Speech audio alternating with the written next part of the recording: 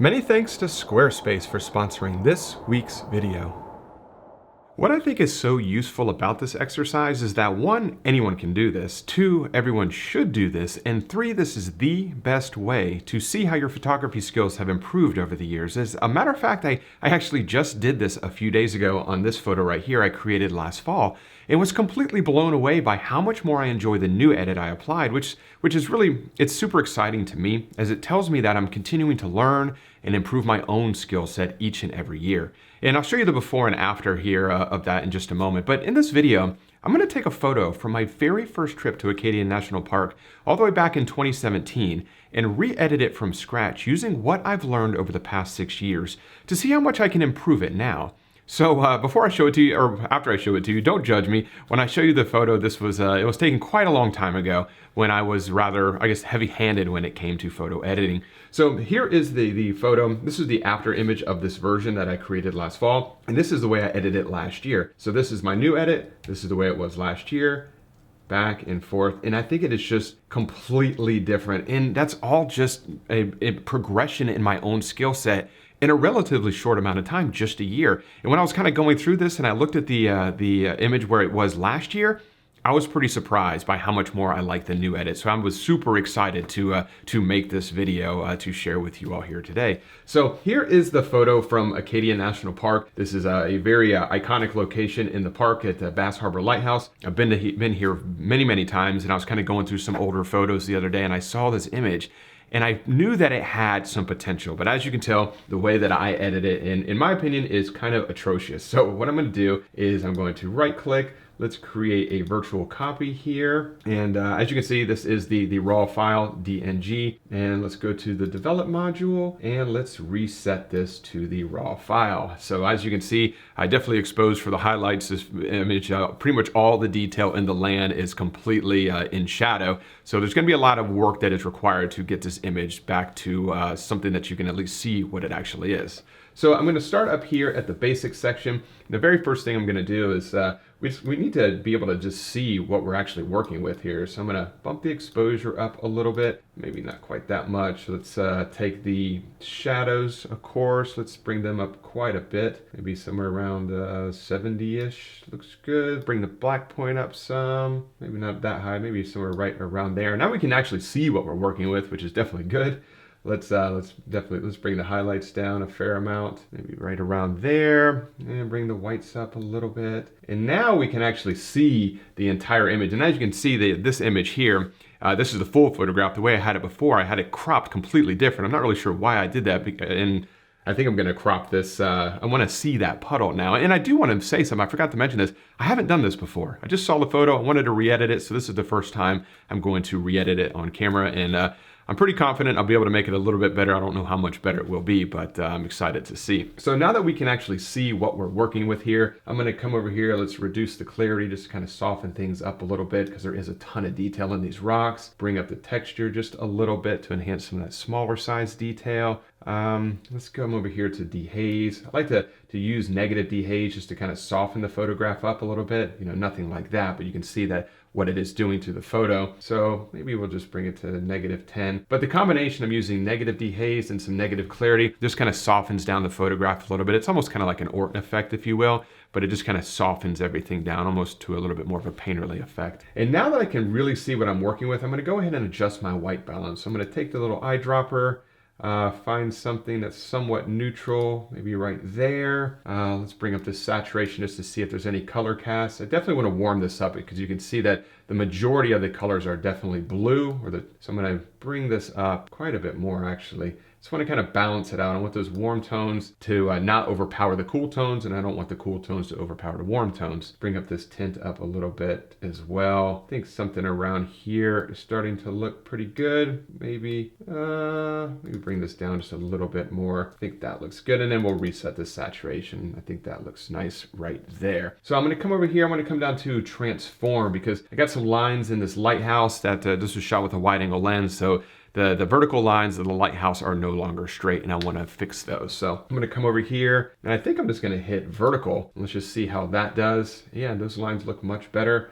Close that down. I'm probably going to have to crop this. So let's see, bring this down to there. Maybe bring this up just a little bit. Maybe right here. I just really want to get rid of that white area at the top where the transform impacted it. I think there looks good. Oh, look at this horizon real quick. Maybe just straighten that up just a little bit to about right there. I think looks pretty good. Now I'm going to come up here to the tone curve. I'm going to just fade these shadows. Whoops, not like that.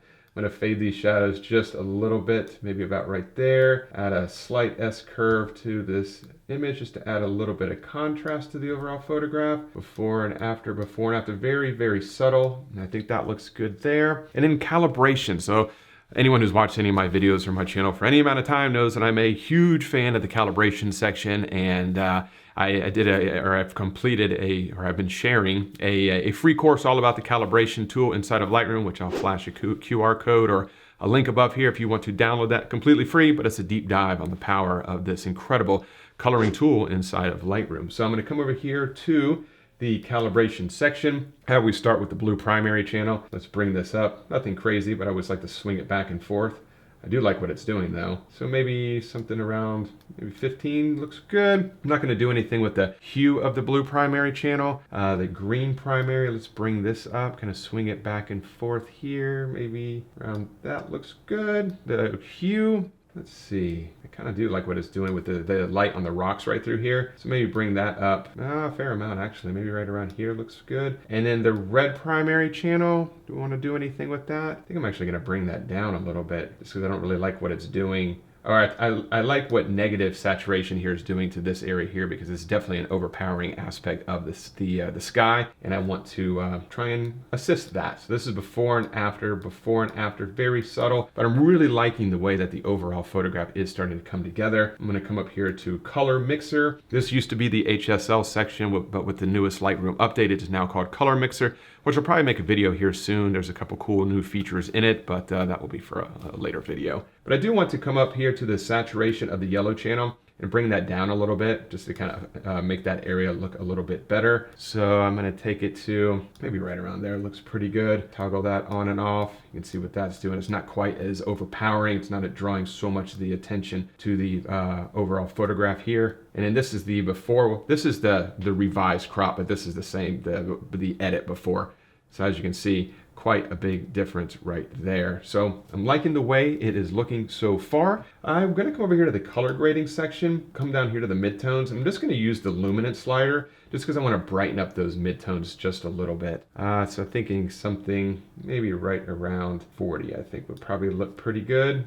Toggle that on and off. You can see what that has done. That's a nice little trick to impact the brightness of the midtones. I'll do that on a lot of photographs. So now that the overall just kind of basic slider work is done, I'm going to apply a couple masks. And I think that's really what's going to bring this photo to life, because there's a lot of areas where there is a great potential to use masks to really enhance it, to draw the viewer's attention to certain areas. So the first thing I'm going to do, open up the mask section here, come over here to radial gradient. I'm going to draw a big radius all the way across here.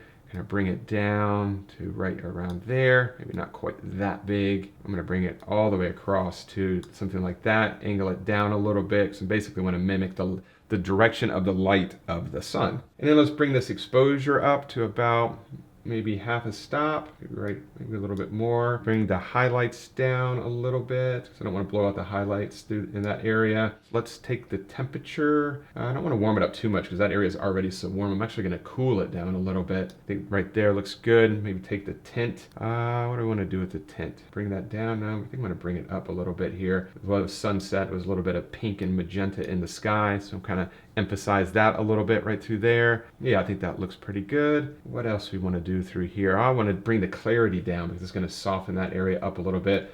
if you think about it, areas of sunlight, we're reading the dehaze, definitely have a more ethereal kind of look to it, a softening look to it, almost like a haziness when direct light is kind of coming through, especially when the sun is low on the horizon. So using negative clarity, negative dehaze is a great way to emphasize that. And if I toggle this on and off, I think that might be a little bit too much, but let's toggle this mask on and off and we can see what we have done so far. So this is before and after, before and after, and it just really emphasizes that light kind of coming all through there, which I think is pretty nice. I also want to create another mask here, a linear gradient. I'm going to make the image a little bit smaller on my screen here, and then hold down the shift key to keep this gradient straight. I'm just going to drag it up here quite a ways to about, let me straighten this up here. Maybe to about right there, maybe bring it up a little bit further. I think it looks good. And ultimately what I'm trying to do here is just darken down that foreground a little bit, because the middle portion of the scene, and then of course the top of the scene, is definitely much brighter, and having that darker foreground leading into the brighter midground and brighter background just naturally creates some additional depth in the overall photograph. So I'm gonna come up here to exposure. Let's bring this down quite a bit actually, maybe about right there. I'm going to bring the highlights up though, because I'm going to show up a little bit of detail where those highlights are hitting. So maybe something like this, I think looks pretty good. I'm going to bring the shadows up just a little bit, because these areas here, I don't want it to be pure black. So I'm going to bring those shadows up a touch to maybe about right there. I'm going to bring down the exposure just a little bit more actually. See what that looks like before and after, before and after. Let's toggle both these masks on and off. So that's before the masks, after, before, and after. I think it's definitely has a little bit more depth now. I'm gonna do one more mask, radial gradient, because I really like the way that this light is hitting this rock right here. So I'm just gonna put a radius right through here, increase the size, bring it over, kind of maybe put it on a little bit of an angle. Just something about like that. Maybe reduce the feather some. Gonna shrink this just a touch, and then just increase that exposure ever so slightly. We can just warm it up just a tiny bit, or enough, just a little bit. That even might be a little bit overdone, honestly. Maybe to just a tiny bit. Bring the highlights down a little bit. Toggle that on and off, all of these masks, before and after, before and after. And now let's close this down. Let's go and compare it to the final image before, back in 2017. Come over here to library, grid, compare, and there we go. Yeah, I really, I really like the new edit. This exercise, like I said before, it is so powerful. It's so cool. Anybody can do this, and in one, it makes you feel fantastic, because more than likely you have improved over the years, but when you actually see it in person, and when you compare it to a former version of yourself versus the current version of yourself, you can really see how much you've progressed.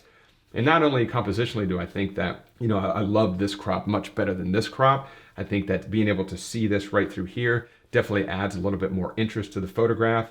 And just the overall edit seems so much more smooth. Definitely seems much more realistic now. Of course, if I had a little bit more time, I would make a couple small changes, a little bit of that white area left up here. But overall, I absolutely love the new edit versus the old edit. And this is 2017. This, of course, is 2023, a 6 years difference and a massive change. So I would definitely highly encourage anybody who is possibly, maybe you're in a rut and you're not really feeling like you're improving from your in your photography skills, definitely find an old photo and then re-edit it and compare the two. And that will definitely help you to realize if you are improving. More than likely you are, but it'll help you to realize how much you're improving and what areas you're improving upon. It might even help you to realize what areas you might want to improve upon more or focus on moving forward. So before I wrap things up here, I do want to say a huge thanks to the longtime sponsor of the channel, which is Squarespace, who I use for all of my website and e-commerce needs. Squarespace provides a robust and beautiful online platform to develop your website. You can showcase your photography using Squarespace's professional portfolio designs and display your work using customizable galleries in order to make it your own. And with Squarespace's online store feature, you'll have access to all the tools you'll need to start selling your physical, digital, or service products online immediately. You can even use Squarespace's new asset library so you can upload, organize, and access all your content from a single place in order to easily find and use them across the entire Squarespace platform. So if you're looking to start a new website or possibly upgrade your current website, check out squarespace.com/Mark Denney for a free trial and 10% off your first purchase. So really do hope you enjoyed this week's video. Please do this test if you will, on your own photos, you know, whenever you get a chance, I guess, because it's definitely something that I really enjoy doing. I only do it maybe once or twice a year, but I really should do it much more often. So it's definitely a useful exercise. If you have any questions about anything covered in this week's video, please leave them in the comments section below, and I'll get back in touch with you as soon as possible. And if you did enjoy this week's video, if you could give it a thumbs up, subscribe to the channel if you're not subscribed already. And as always, I really do appreciate you checking out this week's video, and I will see you all next Wednesday. Bye.